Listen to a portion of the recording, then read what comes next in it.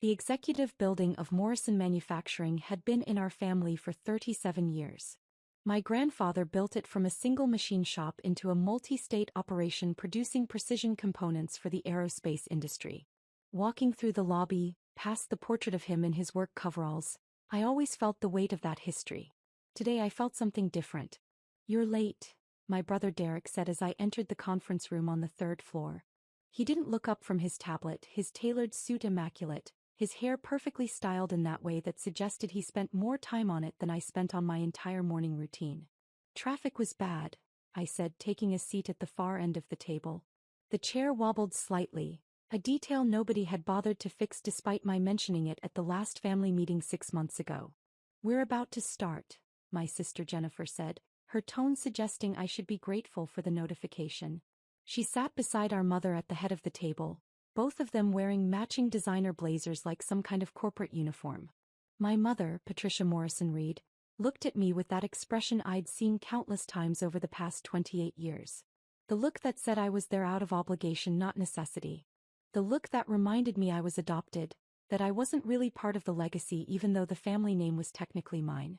"Now that everyone's here," Mom said, emphasizing the word everyone with just enough edge to make her point clear, "we can discuss the acquisition offer from Tecton Industries." Around the table sat the key players in what my family considered their empire. My stepfather Richard, who'd married into the business 12 years ago and acted like he'd built it himself. My uncle James, my mother's brother, who handled operations. My Aunt Carol, who ran human resources. And of course, Derek and Jennifer, the golden children who'd been groomed for leadership since birth. Then there was me. The outsider they kept around because removing me would look bad. "Tecton has offered $420 million for full acquisition," Derek said, pulling up a presentation on the screen. "The deal includes retention packages for key leadership and a 5-year consulting arrangement for family members." Jennifer leaned forward, her enthusiasm obvious. "This is exactly what we've been waiting for. A major tech firm wants our manufacturing capabilities. We'd be part of something huge. The valuation is strong," my Uncle James added. 20% above market rate for similar manufacturing operations. They're paying a premium for our aerospace certifications and client relationships. "I've already spoken with our attorneys," my stepfather Richard said. "The deal structure is solid. We can close within 90 days if we move quickly." Mom smiled, the kind of smile that came with champagne and celebration plans. "This represents everything Dad worked for. A legacy that extends beyond our family into the future of advanced manufacturing." I listened quietly, watching the presentation slides change. Revenue projections. Integration timelines. Retention bonuses for executives. It was all very professional, very polished. It was also incomplete. "The board has already given preliminary approval," Derek continued. "We just need family consensus to move forward with the formal acceptance." "Family consensus," I said, speaking for the first time since entering the room. Everyone looked at me as if they'd forgotten I could talk. "Yes, Adrian," Mom said with exaggerated patience. "We make major decisions as a family. That's how Dad wanted it." "Even though I'm not really family," I said. The room went silent. Jennifer's expression tightened. Derek looked uncomfortable. My Aunt Carol suddenly found her phone fascinating. "That's not what I said," Mom replied, her voice cooling several degrees. "But there's a difference between being legally part of this family and understanding the business. Between having your name on the papers and having actually contributed to building something." "I see," I said. "You work in quality control," Richard said as if explaining something to a child. "That's important work, but it's not strategic. You don't have the background to evaluate a $400 million acquisition." "I've been here 7 years," I said. "In quality control," Jennifer repeated. "Checking measurements and reviewing inspection reports. That's not the same as managing client relationships or understanding market dynamics." "We're not trying to exclude you," my Uncle James said, though his tone suggested exactly that. "We just want to make the decision efficiently, without unnecessary complications." I nodded slowly. "And by family consensus you mean everyone in this room agrees?" "That's right," Mom said. "Everyone who's actually involved in running the company. The real decision makers." Only real family makes decisions here, she added, looking directly at me. She stood and closed the office door, as if that would somehow make her next words more authoritative. People who've earned their place through contribution, not just through paperwork. Derek smirked. Jennifer's expression matched his. I nodded quietly, accepting the dismissal for what it was. My mother's phone rang, the sharp sound cutting through the suddenly tense atmosphere. She glanced at the screen, irritated. It's David Chin, our CEO. I should take this. She answered, putting the phone on speaker. David, we're in the middle of the family meeting about the Tecton acquisition. Can this wait? David Chen's voice came through clearly, professional but strained. I'm afraid it can't, Patricia. We have a significant problem with the acquisition. Mom's expression shifted from irritated to concerned. What kind of problem? I just received notification from our corporate attorneys that the Tecton merger has been rejected by our majority stakeholder. The deal cannot proceed without their approval, and they've formally declined to grant it. The room went absolutely still. That's impossible, Derek said. We are the majority stakeholders. The family owns 78% of the company. That information is incorrect, David said carefully. Or rather, it's outdated. Your family collectively owns 29% of Morrison Manufacturing. The majority stake is held by a separate entity. My mother's keys, which she'd been holding, dropped onto the table with a metallic clatter. What are you talking about? We own this company. My father built it. We've always been majority owners. That was true until approximately 5 years ago, David said. At that time, a private investment firm called Axiom Holdings began purchasing shares through various private transactions. The purchases were all properly documented and filed with the corporate records, but they were structured in a way that didn't trigger consolidated reporting requirements. Richard grabbed the phone. Who owns Axiom Holdings? There was a pause on the other end. When David spoke again, his voice was even more careful. That information is contained in the corporate filings, but I think it would be better if we discuss this in person. I can be there in 20 minutes. Tell us now, Mom demanded, her composure starting to crack. Another pause. Axiom Holdings is wholly owned by Adrian Morrison Reed. The silence that followed was so profound I could hear the air conditioning humming through the vents. Derek stood up so fast his chair rolled backward. That's insane. Adrian doesn't have that kind of money. Where would he get the capital to buy 50% of a manufacturing company? 71%, David corrected quietly. Axiom Holdings currently owns 71% of Morrison Manufacturing. Jennifer's face had gone pale. This is a mistake. Some kind of clerical error. It's not an error, I said quietly. Everyone turned to look at me. It's accurate. I own 71% of the company through Axiom Holdings. I've owned majority control for 3 years now. My mother sat down slowly as if her legs wouldn't support her anymore. How? Grandfather's trust, I said. When he died, he left equal trusts to all his grandchildren. Derek got one, Jennifer got one, and I got one. They matured when we each turned 25. That trust was $2 million, Derek said. You can't buy 71% of this company with $2 million. You're right, I said. But $2 million can be invested. Can be grown. Grandfather set up my trust differently than yours. Yours were liquid assets, immediately accessible when you turned 25. Mine was invested in a growth portfolio managed by his personal financial advisor, with instructions that it couldn't be touched until I was 25, and then only for securing my future in the family business. I pulled out my own tablet and connected it to the conference room display. Financial documents appeared on the screen. By the time I turned 25, that trust had grown to $42 million. I used it as collateral to secure loans, which I used to begin purchasing shares in the company. Every purchase was legal, properly documented, and filed with the corporate records.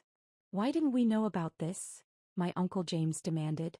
Because nobody looked, I said simply. Every transaction was in the public corporate filings. Every share purchase was documented. Every change in ownership structure was recorded properly. You just never thought to check who was buying because you assumed nobody outside the family would be interested in acquiring shares. You lied to us, Jennifer said, her voice rising. You've been pretending to be some low-level quality control worker while secretly buying the company out from under us? I didn't lie about anything, I said. I do work in quality control. I've been there for 7 years, learning every aspect of how this company operates. What products we make, which clients we serve, where our processes work and where they fail. I never pretended to be anything other than what I am. Mom found her voice, though it came out strained. You deliberately deceived us. Working in that department, acting like you were just another employee. I am an employee, I said. I'm also the majority owner. Those things aren't mutually exclusive. Richard pointed at the financial documents still displayed on the screen. Where did you get the money for the loans? 42 million wouldn't be enough to acquire 71% of this company. You're right, I said. Which is why I didn't acquire it all at once. I bought shares gradually over 5 years. As the company grew and the share value increased, I used the appreciation in my existing holdings as collateral for additional loans. Each purchase increased my ownership stake, which increased my collateral capacity, which enabled larger purchases. I switched slides showing the timeline of acquisitions. 5 years ago I owned 0%. 4 years ago 12%. 3 years ago 34%. 2 years ago 53%. Now 71%. The family sold you those shares? My Aunt Carol asked, speaking for the first time. Some of them, I said. Derek sold me 8% 3 years ago to fund his venture capital investments. Jennifer sold me 6% 2 years ago for her real estate projects. Uncle James sold me 4%.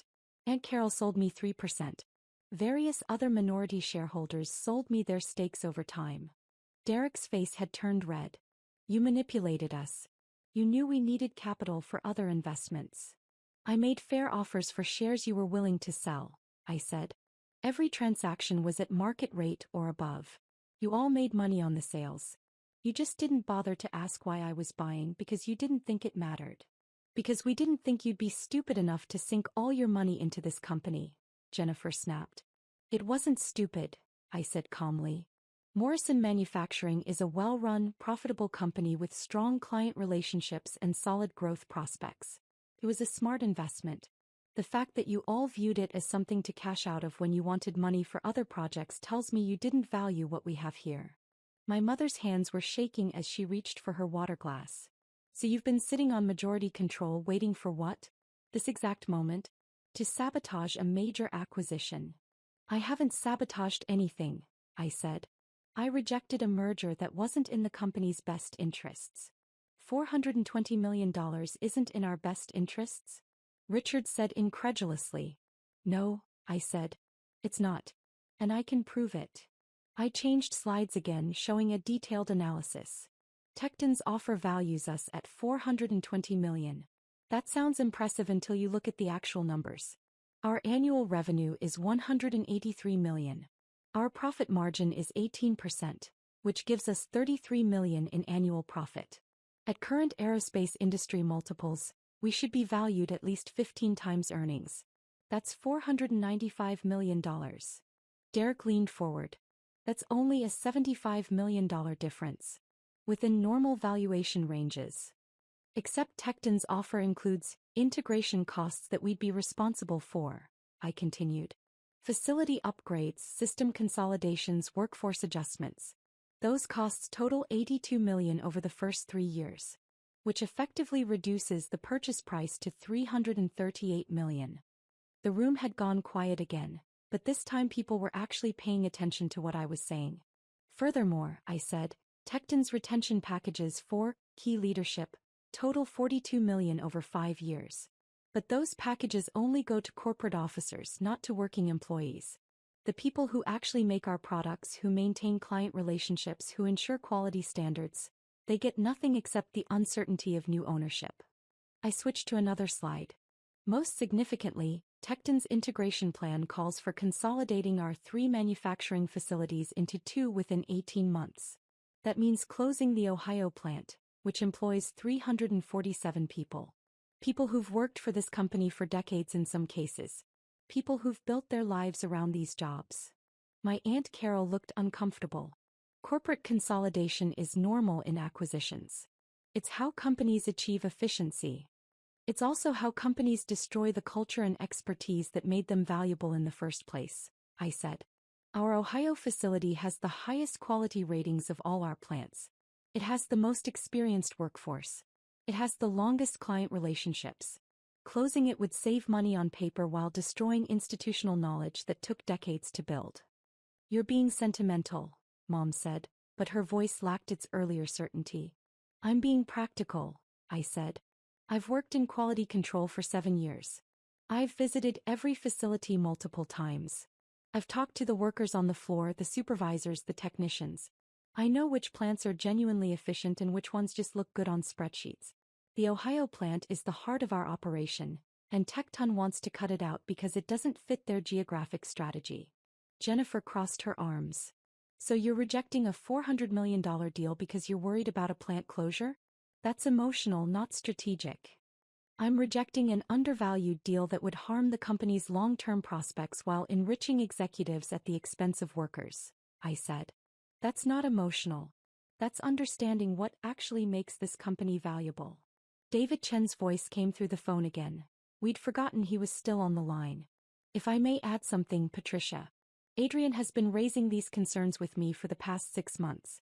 He's requested detailed operational analyses, client retention studies, and workforce impact assessments. His objections to the Tecton deal are well documented and thoroughly researched.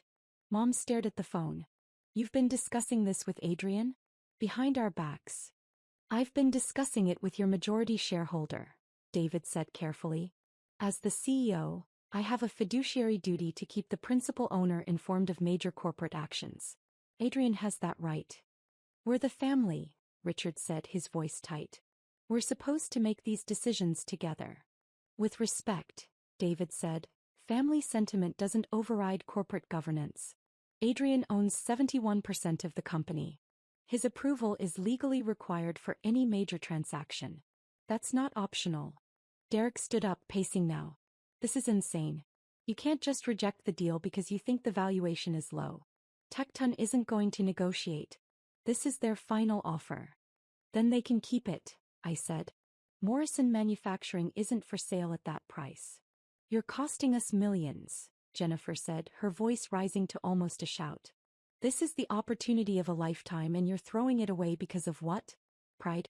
Some misguided loyalty to factory workers. I'm protecting the company, I said.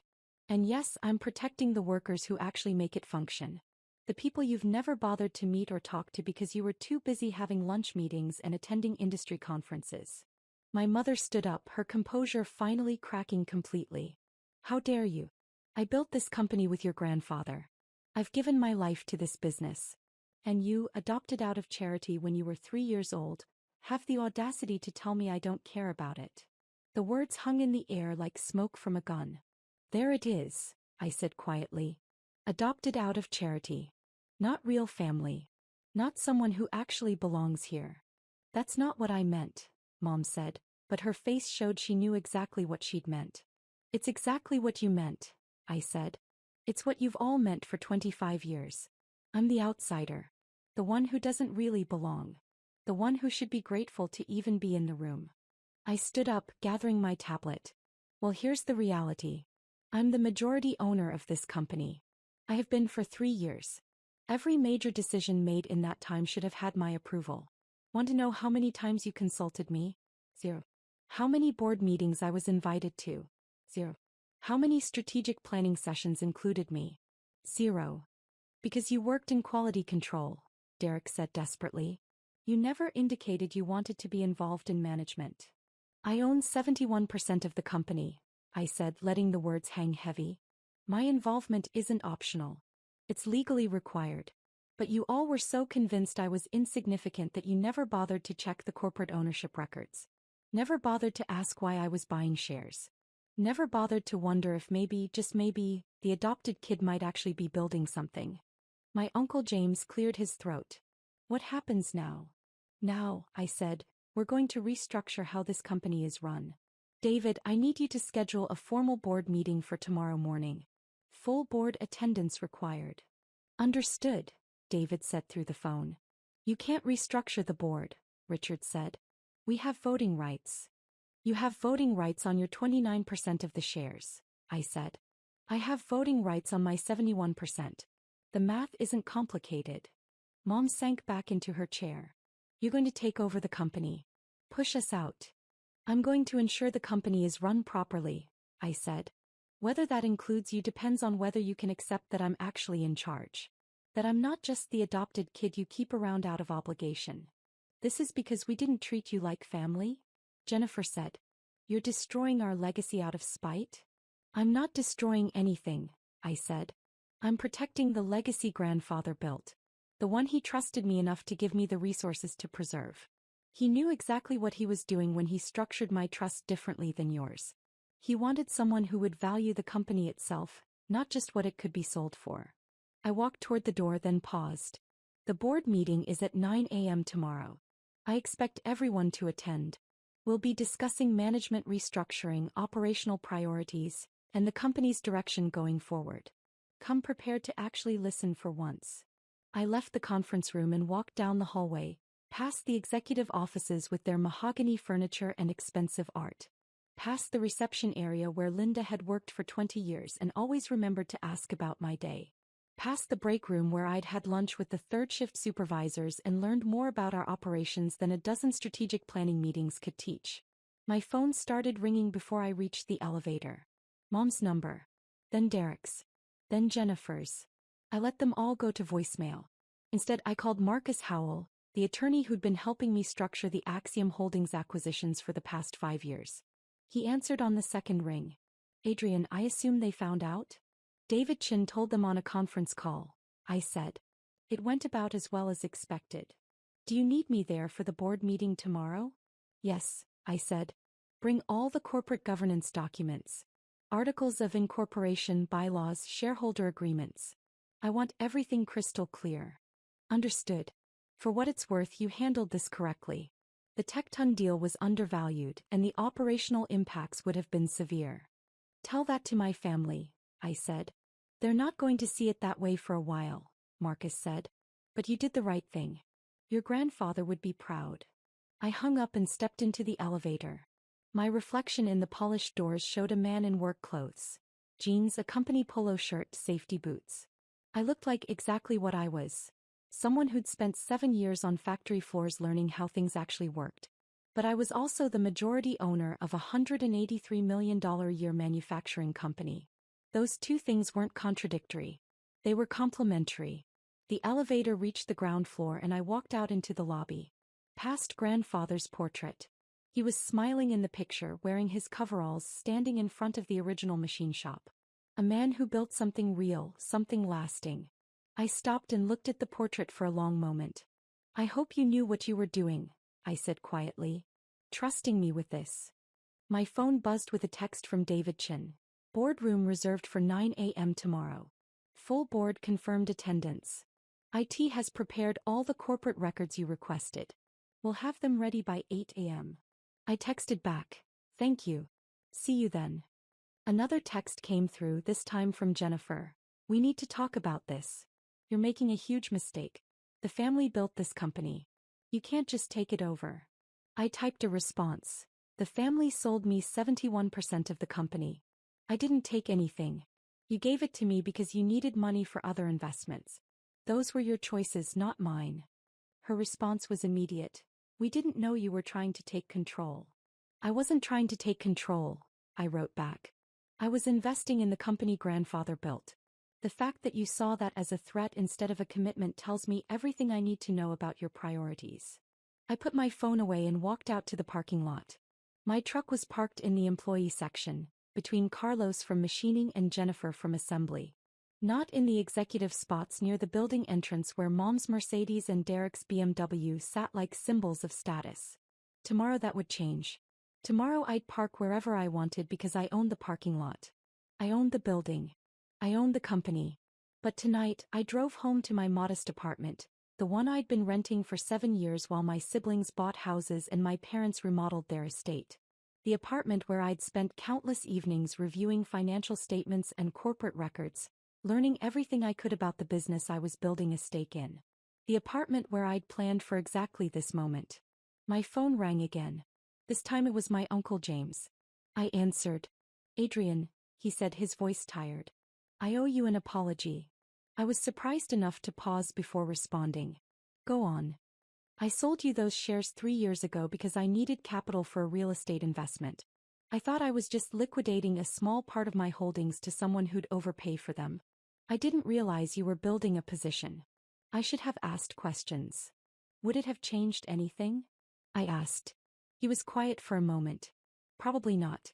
But I would have treated you differently if I'd known. These past few years, the way we've excluded you from decisions, the way Patricia talks about you not being real family, I should have said something. Why didn't you? Because it was easier not to, he said honestly. Because challenging Patricia means conflict and I avoided that. I'm sorry. Apology noted, I said. See you at the board meeting tomorrow. Adrian, one more thing. That Ohio plant you mentioned. I've been pushing to keep it open for 2 years. The efficiency studies all show it's our best facility.